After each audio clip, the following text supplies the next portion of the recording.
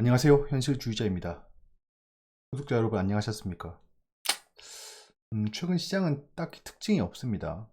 가장 큰 특징점이 뭐였죠? 최근에 파월 의장이 금리 인하에 대한 발언을 하기 시작한 거죠. 즉 비둘기파로 변했단 말입니다. 그 결과가 어떻습니까? 지금 다우건 S&P는 계속 신고가를 경신하고 있어요. 뭐 코스닥, 코스피도 다르진 않습니다. 근데 사뭇 다른 움직임이 보여서 오늘은 그걸 한번 짚어보고 넘어가도록 하겠습니다. 지금 미증시는 좋습니다. 현재 좋습니다. 기술주 중심으로 좋고 금리 인하를 그대로 반영하고 있는 모습이죠. 그 외에 다른 이유는 없습니다. 금리건 채권 수익률이건 계속해서 시장을 짓눌렀잖아요. 그래서 시장도 많이 하락했었고 투자자들이 힘들어했습니다. 그때 우리가 진단했던 게 맞다는 거죠. 시장 방향은 바뀌지 않았고 우상향을 유지하고 있으며 바닥을 지나고 있다. 동트기 이전이 가장 어둡다라고 말했던 게 엊그제 같은데 어느덧 시장은 신고가를 달리기 시작했습니다. 야간 선물도 굉장히 좋기 때문에 내일 코스피 시장, 특히 반도체 중심의 대형주들의 용오름이 시작될 겁니다. 치솟아 오르는 거죠. 시장 분위기 자체는 절대 나쁘지 않을 겁니다. 걱정 안 하셔도 될 것 같습니다. 일단 공매도를 좀 보면서 말씀드릴게요. 삼성전자입니다. 가까이서 볼까요? 어떤가요, 여러분? 이 파란색 산이 공매도 잔고라고 했죠. 계속해서 줄어들고 있습니다. 주가는 어떻죠? 계속해서 상승하고 있고 최근에 신고가를 경신했습니다. 결국엔 거래량도 많이 올라갔죠. 지금 공매도는 하나도 발생하고 있지 않습니다. 뭐 업체들도 예외로 하는 몇 가지 빼고요. 지속적으로 떨어지고 있습니다. 공매도를 상환하고 있다. 코스피의 공매도를 상환하고 있다라는 겁니다. 그러면 지금 코스닥 시장 대비 코스피 시장이 강한 이유를 바로 알겠죠. 이런 걸 좀 체크해 보고요.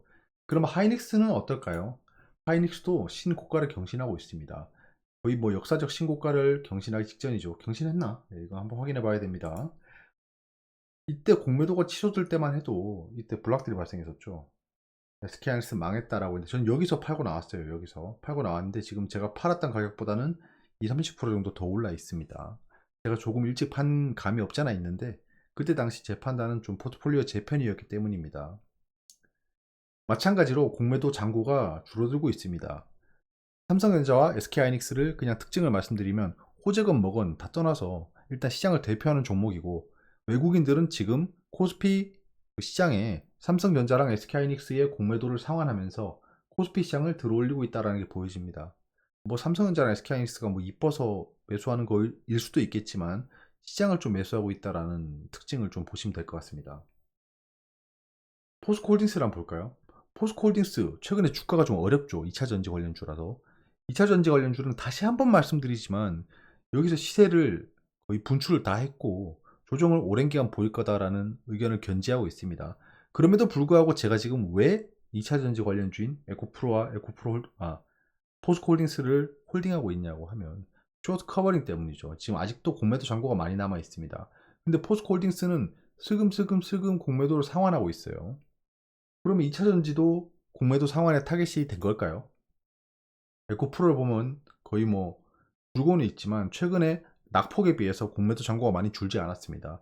이렇게 되면 두 가지 시나리오가 있습니다. 뭐 상승 하락 두 가지 시나리오겠지만 좀 특징을 얘기해 보자면 여기 지금 전저점을 깨고 내려가면서 공매도를 매우 많이 상환해 버리는 케이스가 발생할 수 있습니다.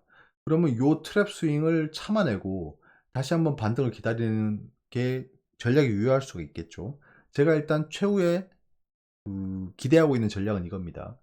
전저점을 깨고 내려가서 거래량이 발생하고 그때 공매도 잔고를 상환을 많이 하고 그 다음에 다시 스물스물 올라와서 조금 상승 추세로 바뀌는 겁니다. 그러면 여기 큰 박스로 횡보를 할 수가 있겠죠. 이런 걸 좀 기대해 보고 있어요. 어차피 전 여기서 하락할 때 여기서 매수했기 때문에 이 박스권 상단에 수익권입니다. 그걸 좀 기대해 보고 있습니다.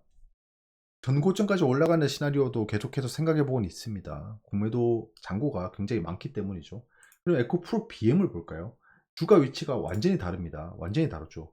에코프로처럼 이렇게 하락해서 전저점까지 가는 게 아니라 얘는 지금 돌파를 해서 올렸어요. 횡보박스로 예상했던 구간을 돌파해서 올려버렸습니다. 근데 공매도 잔고는 어떨까요? 전혀 줄지 않았고 역대 최고치의 공매도 잔고를 기록하고 있습니다. 이거 굉장히 중요한 겁니다. 쇼트 커버링이 발생하지 않고 있다는 거예요.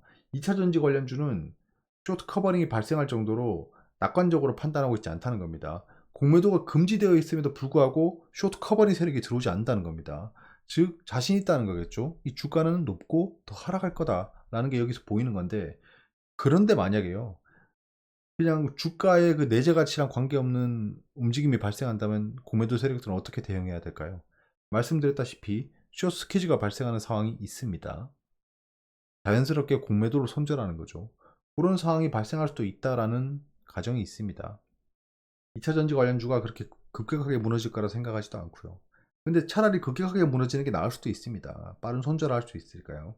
근데 점진적인 우하향을 한다면 투자자들이 맨날 물만 타고 있는 겁니다. 근데 진짜 다시 한번 말씀드리지만 2차전지의 시세, 단기적인 시세는 분출이 끝났습니다. 끝났어요. 여기 다시 막 미친 듯이 올라서 막 전고점을 깨는 시나리오가 나올 수는 있겠지만 확률이 그렇게 높아 보이지 않다는 겁니다. 에코프로 BM만 지금 혼자 뭐 실적을 이유로 이렇게 올라가고 있어요. 근데 저는 이게 공매도 상환으로 인한 급등일까가 궁금했었는데, 시간이 지나고 판단해보니 그렇진 않았다는 거죠. 그렇진 않았습니다. 아무튼 코스피 시장이랑 코스닥 시장이 같은 좀 분위기를 유지하는 것 같으면서도 움직임이 다른 이유는 여기 있었습니다. 공매도 상환을 적극적으로 하고 있지 않습니다. 코스닥 시장에서. 특히 코스닥 시총 상위권 종목들, 에코프로 BM 등등등 2차전지 관련주들의 쇼트 커버링이 급격하게 발생하고 있지 않다는 겁니다. 지금 현재 코스닥 시장에서 가장 좋은 섹터는 뭐죠? 바이오입니다. 바이오예요. 맞죠? 그 외에는 개별주죠. 그러면 예전에 제가 말씀드렸던 거 기억나시나요? 2차전지가 하락할 때 코스닥 시장이 망가질 수 있지만 코스닥 시장을 망가뜨리지 않기 위해 바이오 쪽으로 순환매가 돌 수 있다고 말씀드렸습니다. 지금 현재 바이오 매집했던 종목들이 상승폭이 굉장히 크죠. 이런 것들이 좀 섹터의 리스크를 해지하는 좀 방안 중에 하나가 아닐까 감히 한번 제안드려 봅니다. 시간이 지난 다음에 증명이 됐지만 그때 당시에는 이 양반 아직도 바이오 얘기하네라고 했잖아요. 근데 지금 뭐 셀트리온부터 시작해서 굉장히 큰 상승폭을 이루고 있죠. 거기에 뭐 몇몇 종목들은 상승폭이 커가지고 단기적인 좀 수익률이 극대화되고 있습니다. 다음 섹터는 뭐냐라고 하면, 저는 계속해서 생각하지만 AI랑 로보틱스가 주목을 받을 수밖에 없다고 생각합니다. 하지만 로보틱스 같은 경우에는 굉장히 높은 가격대에 형성이 되어 있기 때문에 조정이 시작된다면 꽤 긴 기간 조정을 보일 수 있어요. 그리고 지금 현재 시장에서 가장 주목받을 그 테마는 정치 테마일 수밖에 없습니다. 근데 정치 테마는 함부로 투자할 수가 없잖아요. 함부로 투자할 수가 없기 때문에 거의 손가락을 빨면서 볼 수밖에 없을 겁니다.